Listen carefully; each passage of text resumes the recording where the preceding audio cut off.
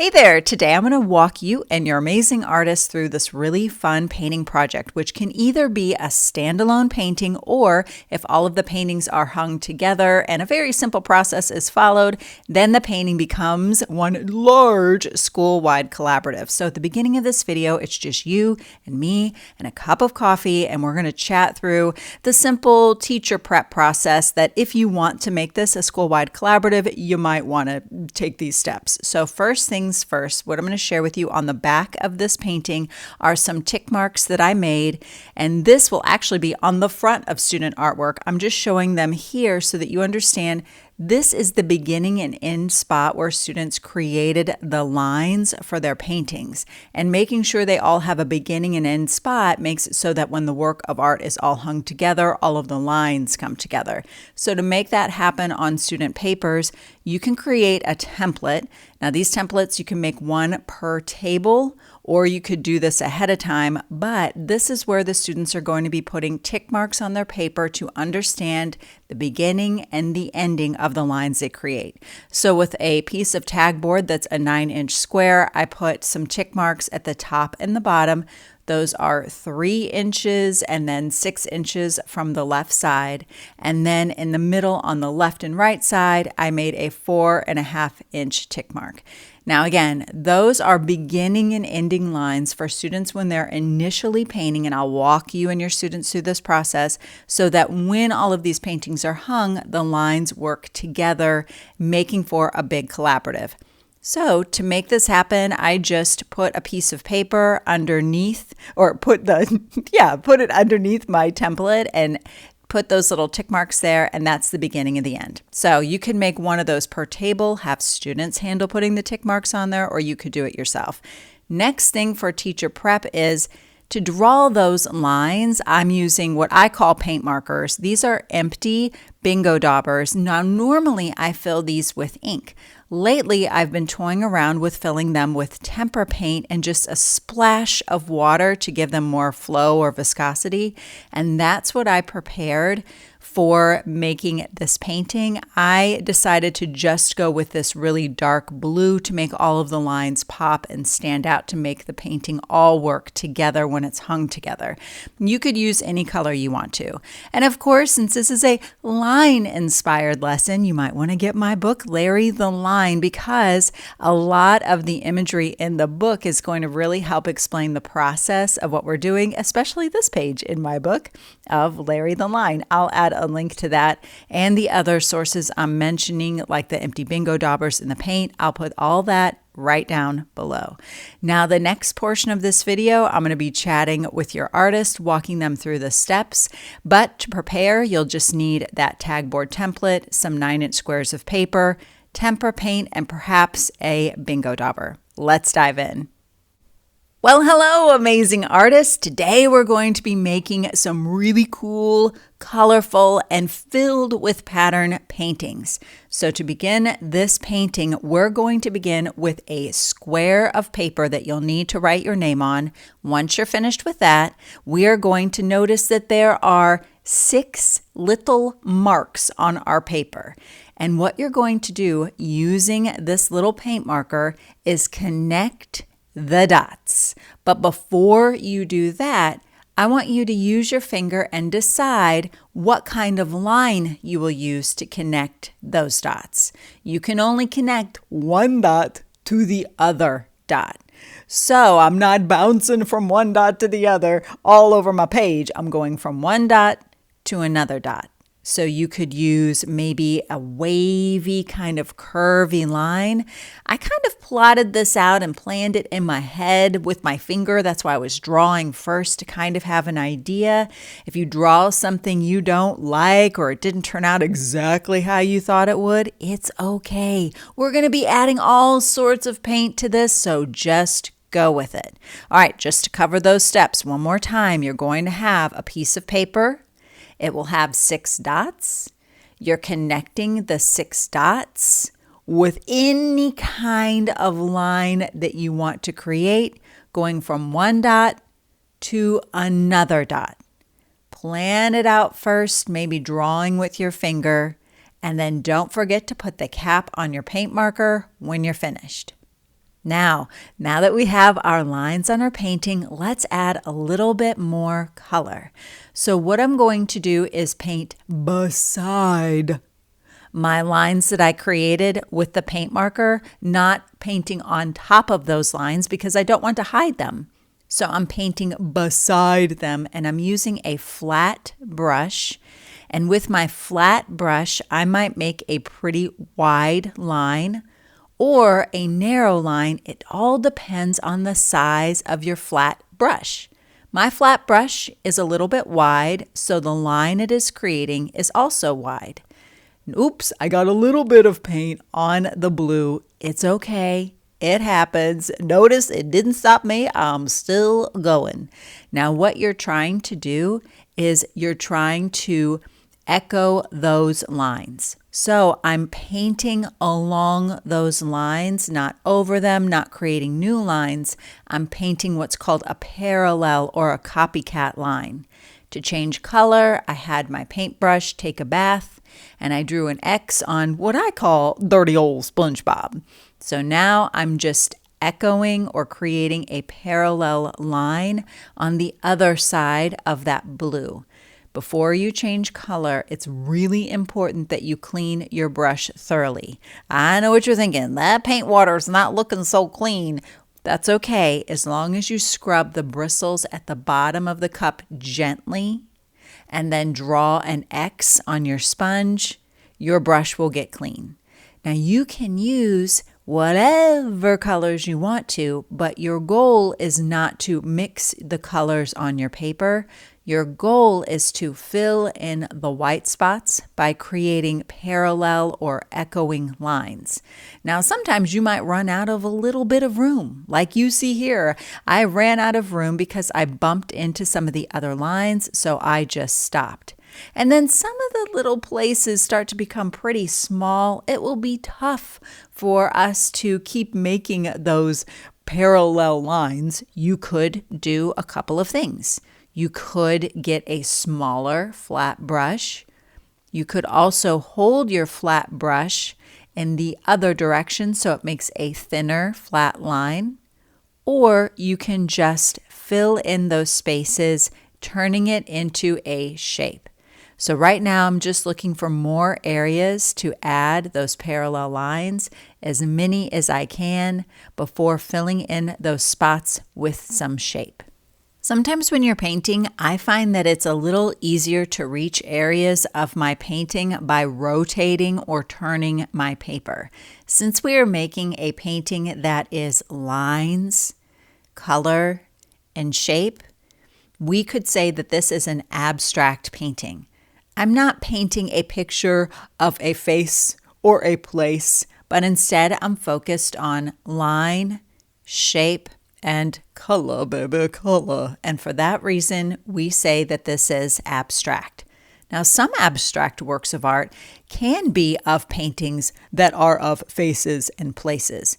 And the reason they're considered abstract is because they don't look realistic. But this one, because it's focused only on lines, shapes, and color, baby, color, this one is what is called non-objective. There's no objects or things in this painting. Now, when you are finished with your painting, we need to let it dry completely before we move on to the next step. All right, let's go over those directions one more time. So using a flat paintbrush, you're going to be creating parallel or copycat or echo lines, and you're not going to be painting on top of your initial lines, but instead you're going to be painting beside them. And if you get a little bit of paint on some of your first lines, that is okay. Before you change colors, it's very important that your paintbrush take a bath. You're going to scrub it in the bottom of your water cup, even if that water cup looks pretty dirty and mine's not looking so good.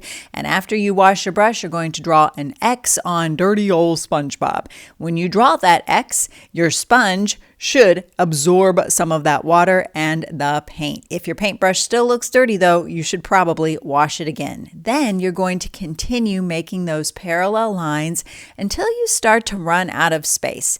If it gets difficult to paint in those little areas, remember you can rotate your brush to a more narrow edge, or you could use a smaller brush. You could also, if some of the spaces are starting to get too small to create lines, just fill it in with color, creating a shape of color instead of creating lines.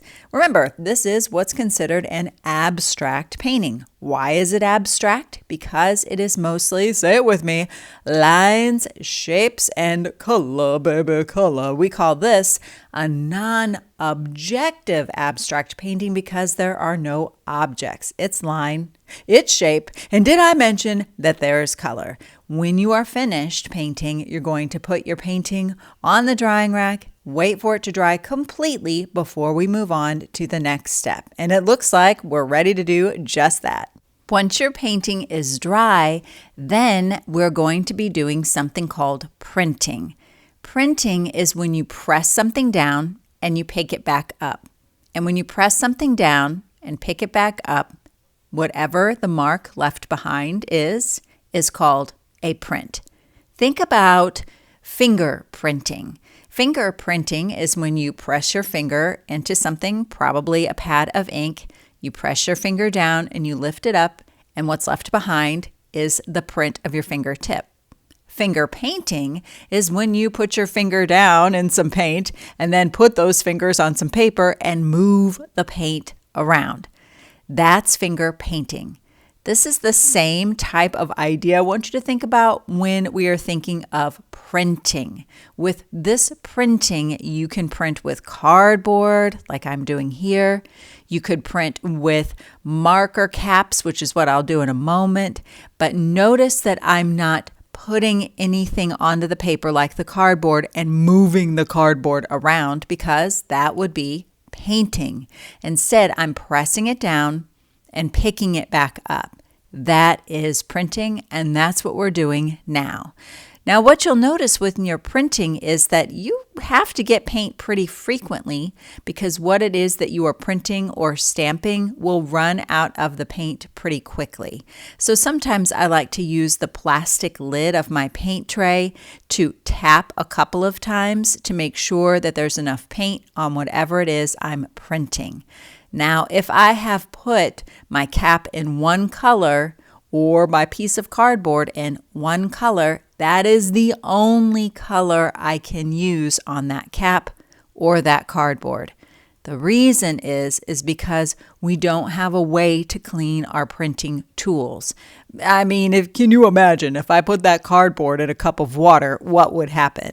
So for that reason, I'm just laying the colors of the cardboard or the cap off to the side. That way, when I'm ready to use that blue cardboard or the pink cardboard, again, it's ready for me to use. Notice I laid it on there carefully so that a neighbor can share it with me, and also so that the colors aren't getting mixed up. So that cap is kind of, or the lid, I should say, of my paint tray is kind of the resting place for all of my printing tools. Now, all of those parallel lines that we painted and those areas of shape of color that we created, now's the time to add different designs by printing on them. This will really give our artwork a lot of interest, variety, and energy. When people are looking at our artwork, they'll be really interested to see all of the different kinds of lines, designs, and patterns that we've created with printing. So get creative. Think about the different kinds of lines you could create. So far, I've made horizontal lines that kind of look like a ladder. Now I'm kind of rotating them around so they look a little bit bent. I'm also creating zigzag lines and even like a line that you might see on a road, a dashed line. You can get really creative with the cardboard, and notice that the cardboard has a cool texture and it leaves behind a little wiggly line. It almost looks like a little ladder every time I print it. Now I have a pencil. I'm using the eraser of the pencil to do printing. Notice that I'm just pressing it down and picking it back up. Sometimes when I do this, I did notice that the paper likes to stick to the pencil. So my extra hand is really helping me out by holding the paper down as I print. That way the paper doesn't keep popping back up. So I'm going to continue printing using different tools on the table to create different kinds of lines for my paper. Remember how we chatted about when you're painting, it's really helpful to rotate or turn your paper as you paint? I found this to be really true when I was printing also, because I wanted to make sure I could reach the areas of my paper more easily, so sometimes it really does help to rotate. And if you have your bingo marker or what I call a paint marker available, you can even use it by tapping or, again, printing on the paper. So notice I'm just pressing it down and picking it back up to create those little dots. So I'm filling my whole paper up, looking for any areas where there's blank spots where I can add more patterns and more designs. I'm looking to fill in all of the areas so my whole work of art is interesting to look at. Now, just when you think you are finished and you think you filled in all of the areas of your paper, you might want to turn to a friend or a buddy and just ask them if they see any areas that they think you could add more patterns and designs. All right, let's go over all those steps just one more time. So you're going to be printing, not painting. Printing means you're pressing something down and picking it back up. Sometimes you have to get a lot more paint on your tool that you're printing with in order to make for the paint to actually show up.